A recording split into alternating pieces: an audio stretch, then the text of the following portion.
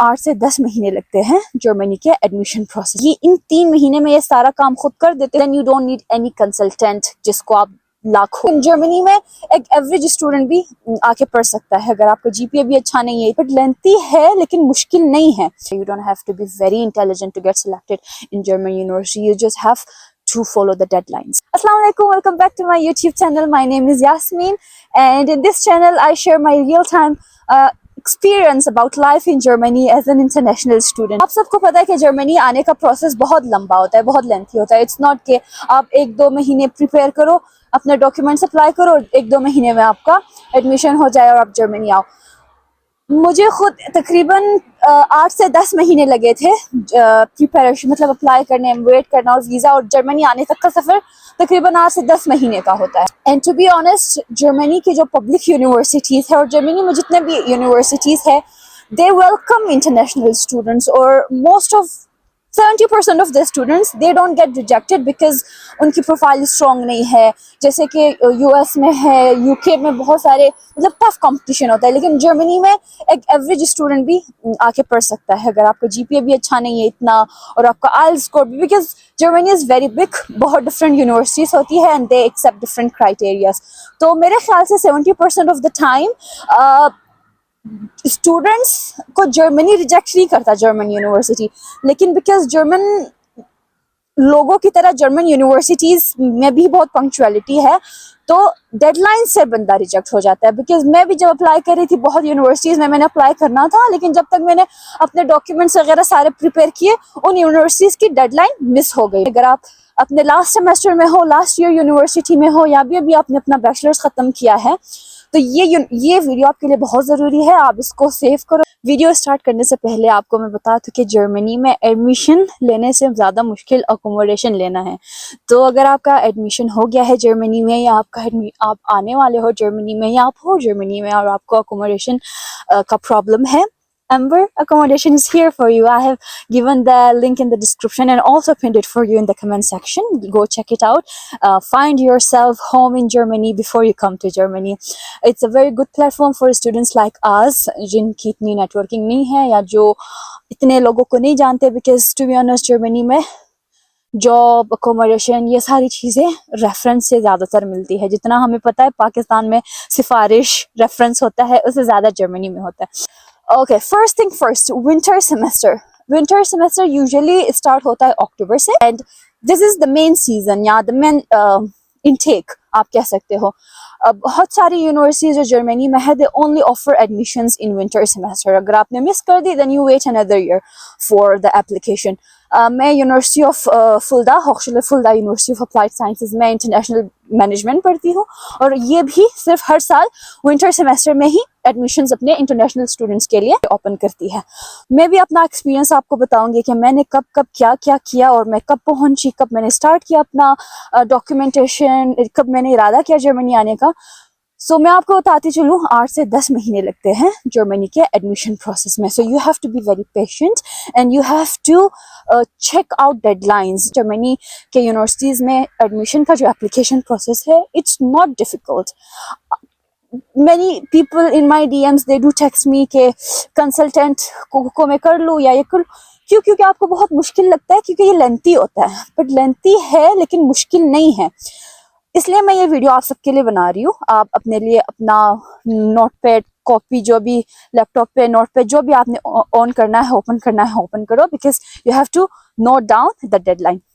अच्छा, winter semester के बारे में हम बात कर रहे थे। विंटर सेमेस्टर अक्टूबर में स्टार्ट होता है। अब आपने अगर विंटर सेमेस्टर के लिए अप्लाई करना है, आपने जनवरी से ही स्टार्ट करनी है preparation for the admissions in the universities of Germany for masters student. मैंने खुद जनवरी तक अपनी डिग्री निकाली हुई थी यूनिवर्सिटी से, क्योंकि मैं पंजाब यूनिवर्सिटी में पढ़ती थी IBA डिपार्टमेंट में, और पंजाब यूनिवर्सिटी में ये होता है कि आपने उसको रजिस्ट्रार ऑफिस से भी अटेस्ट करना होता है and it takes like the urgent वाला, इट टेक्स 60 डेज के वो टेस्ट होके आपके घर तक आ सके।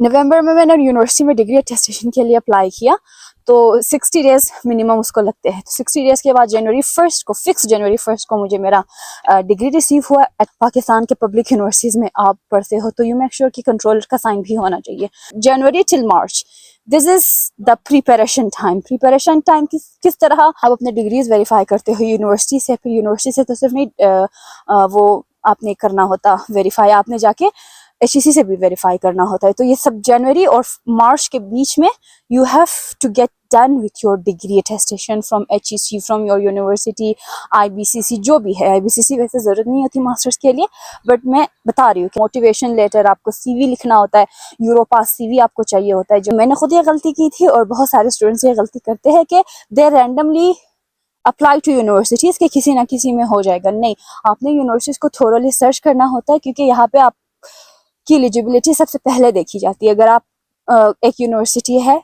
कि आपसे लाइक फॉर एग्जांपल 200 ECTs मांग रहे हैं, 200 क्रेडिट आवर्स मांग रहे हैं, कुछ जो भी मांग रहे हैं, लेकिन आपने अपने बैचलर्स में उस सब्जेक्ट में इतने ECTs या इतने क्रेडिट आवर्स नहीं किए, तो ऑटोमेटिकली आपको रिजेक्ट कर देंगे। और ये लोग रिजेक्शन लेटर में भी यही लिखेंगे, क्योंकि आपके ECTs पूरे नहीं थे इसलिए आपको रिजेक्ट किया जा रहा है, इसलिए नहीं क्योंकि आप कैपेबल नहीं हो। सो अब एलिजिबल ही नहीं हो, एलिजिबल नहीं हो तो आपको कैसे सिलेक्ट करें। तो आपने अपनी एलिजिबिलिटी के लिए भी मतलब ये जनवरी और मार्च के बीच में आपने सारा कुछ करना है। एटलीस्ट 10 यूनिवर्सिटीज शॉर्टलिस्ट करनी है। इन शॉर्ट जनवरी से फरवरी तक आपको आपकी डिग्री जो बैचलर्स की है वो आपके पास होनी चाहिए, ताकि आप उसको HEC के लिए HEC वेरिफिकेशन के लिए भेज सको, क्योंकि एक महीना तो उसको भी लगता है। अगर आप लाहौर या इस्लामाबाद या बड़े शहरों में रहते हो तो रश होता है HEC के ऑफिस में। इसी के बीच अपना IELTS दे दिया, अपना मोटिवेशन लेटर लिख लिया, अपना CV वगैरह प्रिपेयर कर लिया। और क्या आता है, आपने रेफरेंस लेटर जो आपने टीचर से लिखवाना होता है, एम्प्लॉयर से लिखवाना होता है, वो आपने किया। जनवरी और फेब के बीच में आपने ये सारा कुछ कर देना है। और मार्च में आपने यूनिवर्सिटीज सेलेक्ट करनी है, किन 10 यूनिवर्सिटीज में आप अप्लाई करोगे।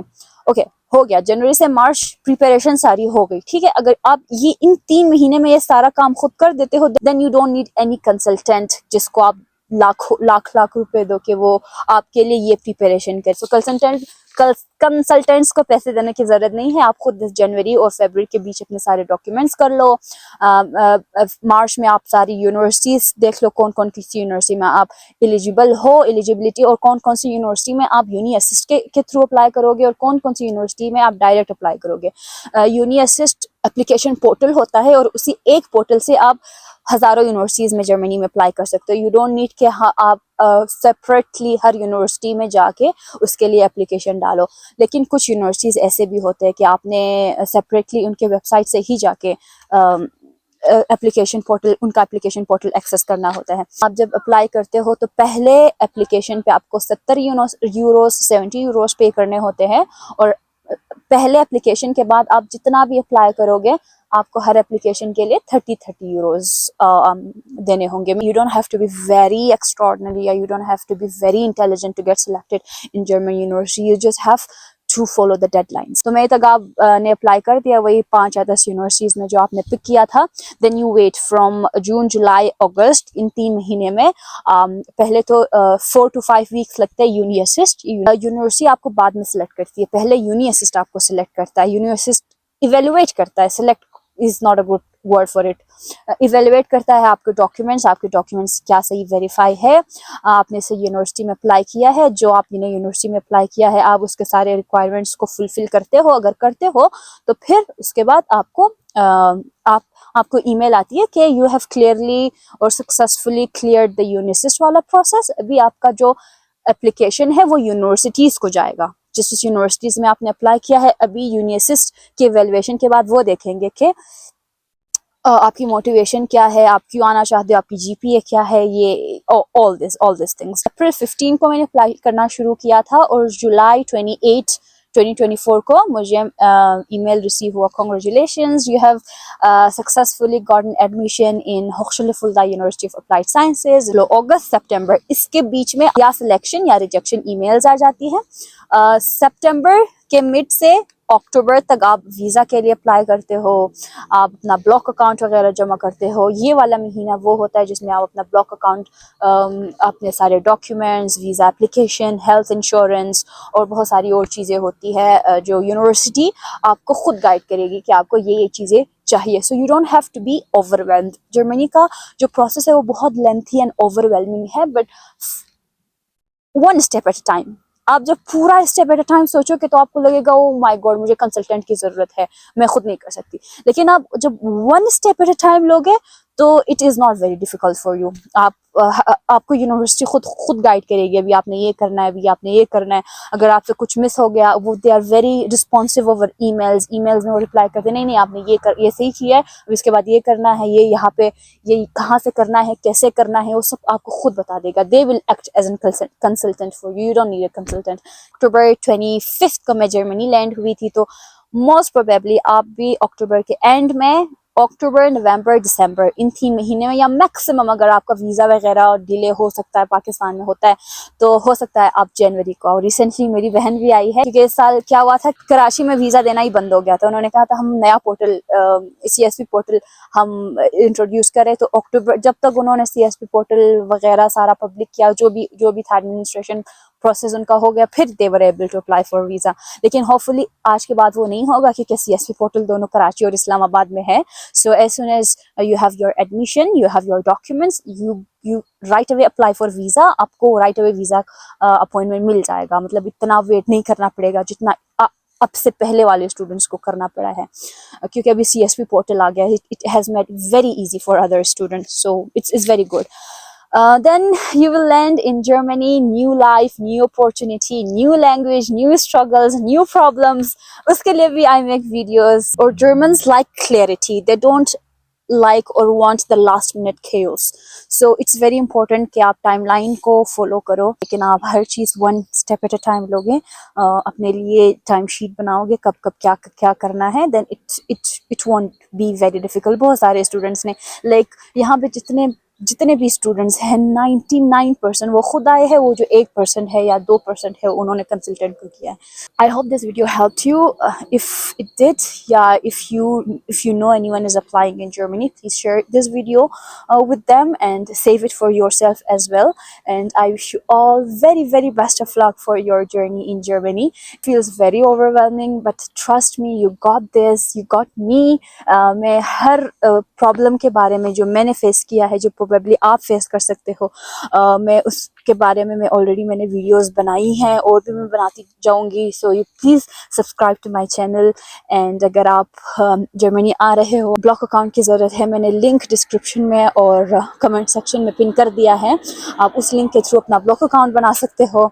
आपको अकोमोडेशन की ज़रूरत होगी, अकोमोडेशन के लिए भी मैंने एम्बर अकोमोडेशन का लिंक अपना दिया हुआ है, आप उससे अपने लिए अकोमोडेशन देख सकते हो। I hope this video helped you. Please give it a thumbs up. See you in the next video. Cheers.